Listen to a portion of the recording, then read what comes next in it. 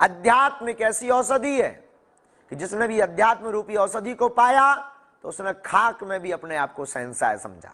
अध्यात्म एक ऐसी दवा है कि जिस व्यक्ति ने अध्यात्म को पकड़ा, ऐसा व्यक्ति अध्यात्म को पकड़ने के बाद जो टूट चुका उसको पुनः चलने का मौका मिलता है। अध्यात्म एक ऐसी यात्रा है, गिरे हुए व्यक्ति को उठाने का संबल नहीं अपितु उठाने की कला और अपितु उठाने के लिए बूस्ट भी लगाता है। अध्यात्म एक ऐसी यात्रा है जिसको ठीक यूं मान करके चलिए कि आप जिंदगी में बहुत पस्त हो चुके हैं, परास्त हो चुके हैं। अगर आपने अध्यात्म को पकड़ लिया, अध्यात्म को स्पर्श कर लिया, अध्यात्म के ऊपर चल, अध्यात्म को अपने जीवन में धारण कर लिया, तो आपकी जिंदगी में ठीक उसी प्रकार जैसे यूं मान करके चलिए मर रहे मृतक व्यक्ति के लिए, भूख से मर रहे मृतक व्यक्ति के लिए भोजन जरूरी हो जाता, वैसे ही जिंदगी को चलाने के लिए, जिंदगी को जीने के लिए अध्यात्म जरूरी होता है। अध्यात्म के बिना सब शून्य है। इंडिया में पहली बार मैट्रिमोनियल ऐप पर चैट करना हुआ बिल्कुल फ्री, सिर्फ जीवनसाथी.com। आखिर बात होगी। बिना सब शून्य है और कोरी बातों से काम चलने वाला नहीं है। इसलिए याद रखो, आध्यात्मिक कहलाना बहुत सरल है, होना बहुत कठिन है।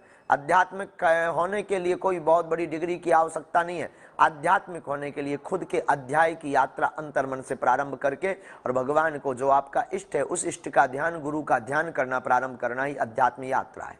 अध्यात्म यात्रा से तुम अपने मन को काबू में नियंत्रित कर सकते हो, मन को पकड़ सकते हो। ये मन बहुत चतुर है, लेकिन अध्यात्म यात्रा से मन को काबू में किया जा सकता है। अध्यात्म यात्रा से तुम हैप्पीनेस रह सकते हो, मुस्कुराते हुए रह सकते हो। रुपया कमाने वाला व्यक्ति, नौकरी करने वाला व्यक्ति, बड़े बड़े पदों पर बैठा व्यक्ति, जरूरी नहीं है कि वो मुस्कुराए। वो मुस्कुराएगा तभी जब उसकी लाइफ में, जिंदगी में जब अध्यात्म होगा। इसलिए मेरे पागलों, आज के सूत्र में हम फिर कहेंगे, अध्यात्म ठीक उसी प्रकार जरूरी है जैसे जिंदा रहने के लिए श्वास जरूरी है, जैसे समाज में रहने के लिए तन पर कपड़े जरूरी है, जिस प्रकार अंधेरा को मिटाने के लिए उजाला जरूरी है, जिस प्रकार जिंदगी में परिवार गृहस्थी में सामंजस्य जरूरी है, उसी प्रकार अपने मन को नियंत्रित करने के लिए, मन को प्रसन्न रखने के लिए, अपने आप को हंसी खुशी रखने के लिए और टूटने से बचने के लिए अगर किसी बूस्ट की आवश्यकता है, उस बूस्ट का नाम है गुरु कृपा, उस बूस्ट का नाम है अध्यात्म। और अध्यात्म की यात्रा बिना गुरु से असंभव है। इसलिए गुरु से शुरू करो। गुरु को पाने वाला, गुरु को पकड़ने वाला बुद्धू नहीं अपितु बुद्ध होता है। तो अध्यात्म की यात्रा में हम फिर कहेंगे कि तुमने अपने जीवन में अगर बहुत कुछ खोया है तो बहुत कुछ पाने की लालसा है, तो कई लोग कहते हैं हमारा कोई साथ देने वाला नहीं है। कौन साथ देगा? तुम्हारा अध्यात्म के अलावा कोई साथ नहीं देगा।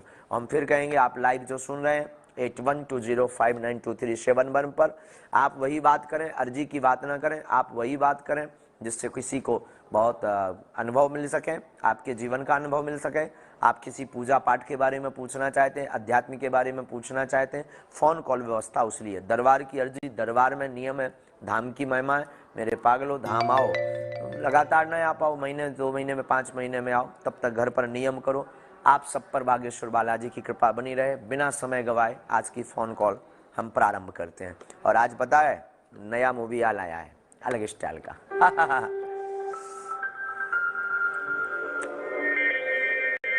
जैसे ये खुलेगा तुरंत टन टन होगा।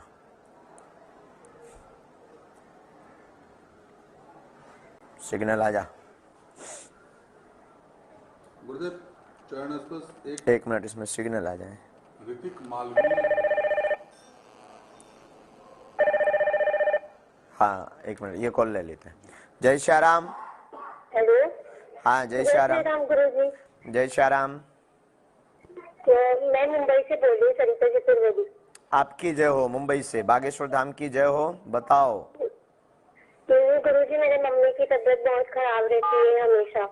उसके लिए बेटू, ही रहता है, पैरों में दर्द रहता है। हमारी बेटा तब तक आप जो है नासे रोग हरे सब पीरा जपत निरंतर हनुमत वीरा, इस नियम को कर लीजिए जो दरबारों में बताया गया है।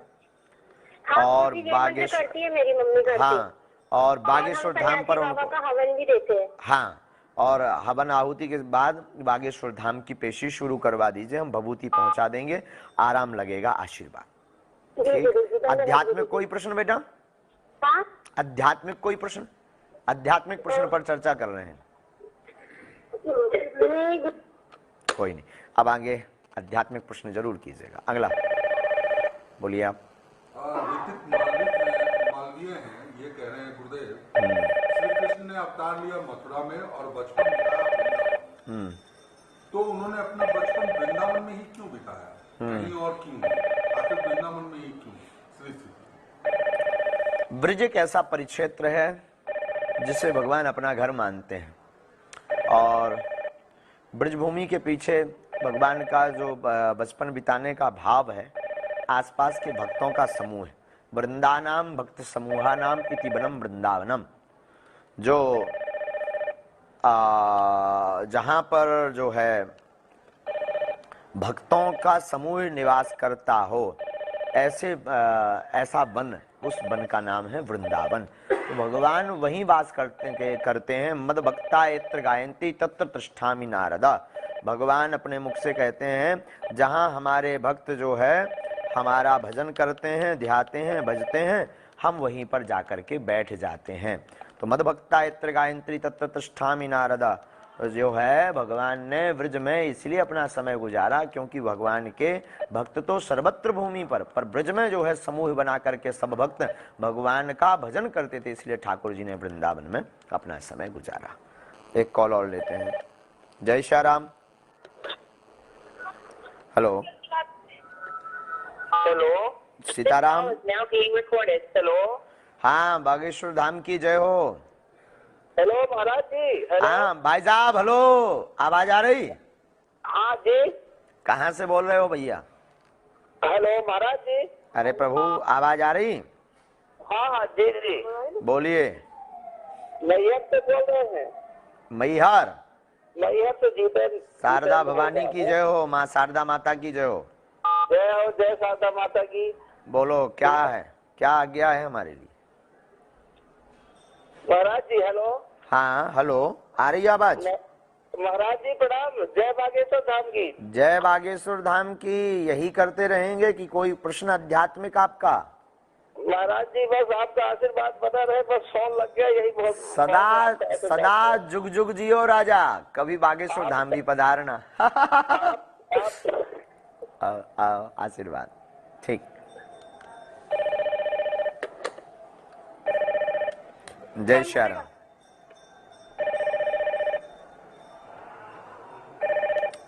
जय श्री राम। गुरु जी। हाँ जी, कौन? ईसागढ़ से बोल रहा हूँ गुरु जी। 5 साल से बहुत परेशान हूँ। मेरे घर में 3 मौत हो गई, मम्मी, बेटा, भैया। पता नहीं गुरु जी क्या, धंधा भी नहीं चल रहा। अच्छा, आप कहाँ रहते हैं भगवान? मैं ईसागढ़ रहता हूँ। अभी आप बालाजी के नाम का सिर्फ जो है अभिमंत्र, बालाजी के नाम का नारियल रखिएगा, एक लाल रंग की झंडी गाड़ लीजिएगा, फिर बागेश्वर धाम की पेशी प्रारंभ करें। यहाँ पर दरबार की अर्जी में उसका निष्कर्ष निकल कर आ जाएगा कि क्या कारण है। 2 बार घुमाया बागेश्वर धाम। घूमना नहीं है, पेशी करनी है और दरबार की अर्जी लगाने आना है प्यारे बेटू। है जुग जुग जियो, जाओ, आज से कृपा हो गए। जय श्री राम। जय श्री राम। हाँ बहन जी। बाबा मैं गाजीपुर से बोल रही हूँ, सुनैना सिंह मेरा नाम है। कहाँ? मेरा 22 साल का लड़का था, वो गुजर गया। मेरी लड़की की शादी में बहुत हम परेशान है। पति भी मेरा पीली रेशम लेकर के आप धाम आ जाना, पर्चा बने या ना बने हम गंडा बना दें। गई थी बाबा, हम धाम पे गई थी, उसी आफत में हम गई थी आपके यहाँ। फिर बनारस भी गई थी बाबा। अच्छा, आपका अर्जी लग गया है? आप अर्जी घर पे लेकर नारियल रखे। अच्छा ठीक, चलो हम समझ गए आपकी बात। आपकी अर्जी नहीं लगी है, पर्चा आप बनवा लेना, आप पीली रेशम ले आना, हम दिशा और दशा बता देंगे। रोज भभूति में जब मिलते हैं तब तक आप पेशी शुरू कर दो, जल्दी कृपा हो जाए। आशीर्वाद बहन। बाबा पता नहीं किस तरह से मेरा लड़का चला गया। उसके लिए दरबार में आपको आना है, दरबार में निष्कर्ष निकल के आ जाएगा। खुश हो। जय श्री राम। जय सिया राम गुरु जी। बागेश्वर धाम की जय, आपकी जय हो। प्रभु कैसे हो? बागेश्वर धाम की जय।